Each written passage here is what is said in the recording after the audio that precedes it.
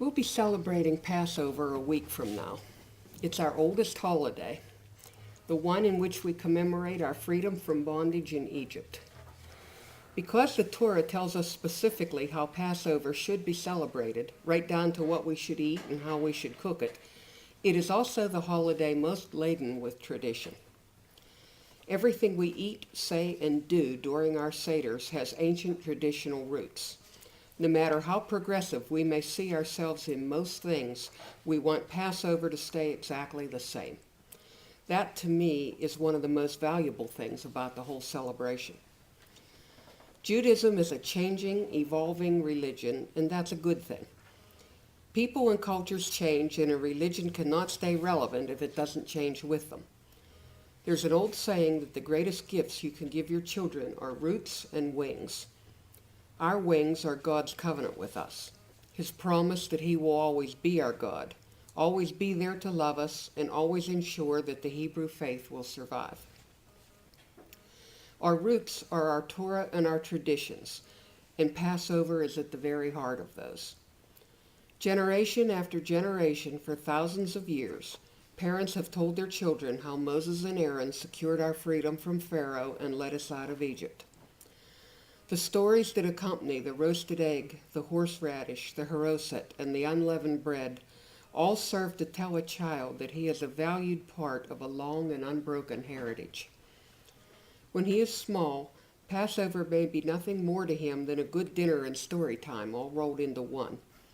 But as he ages and watches children of his own asking the 4 questions he used to ask, he begins to understand that he is part of God's holy plan for the survival of His chosen people.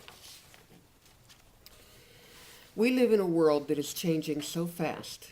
If your cell phone is more than a year old, it's a relic. If you've had the same computer for more than 3 years, it too is a relic. If you don't have any computer at all, you're living in the last century. Technology is wonderful, but it falls into the category of wings.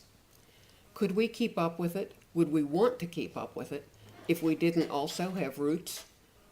In a world that moves so fast we have trouble comprehending the changes, Passover is a way to say stop, time out.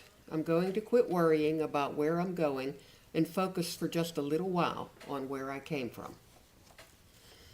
Passover, like so many of our Jewish holidays, is very much a family celebration. No matter how scattered a Jewish family may be, its members make every effort to be together for the holiday. That's probably because from the time they're very small, children are an integral part of every aspect of Passover. When they become adults, they look back on their family seders as something that helps them define who and what they are.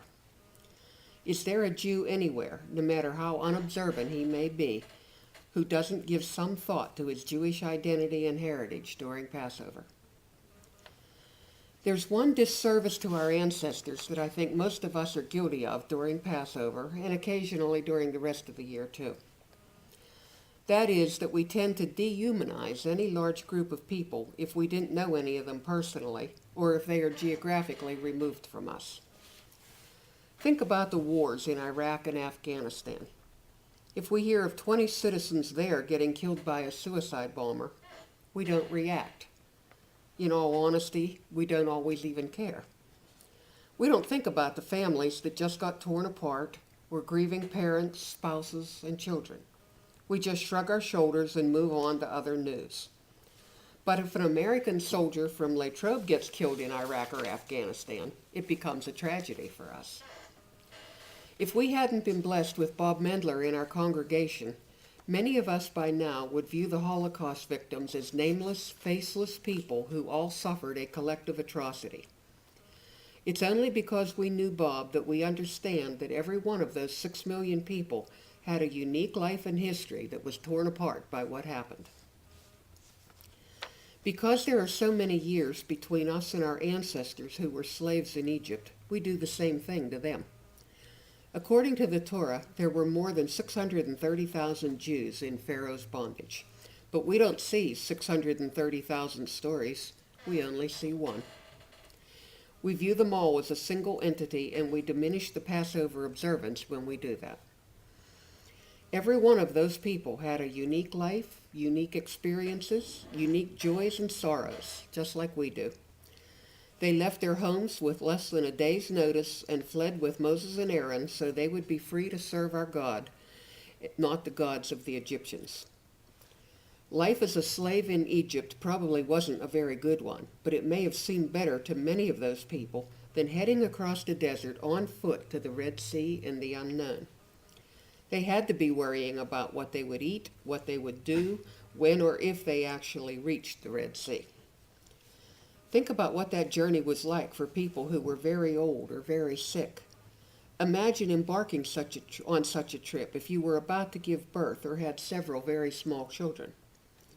It was an almost inconceivable leap of faith to trust in God and Moses to deliver them from Egypt to the promised land of milk and honey. Put yourself in their place. Could you have done it?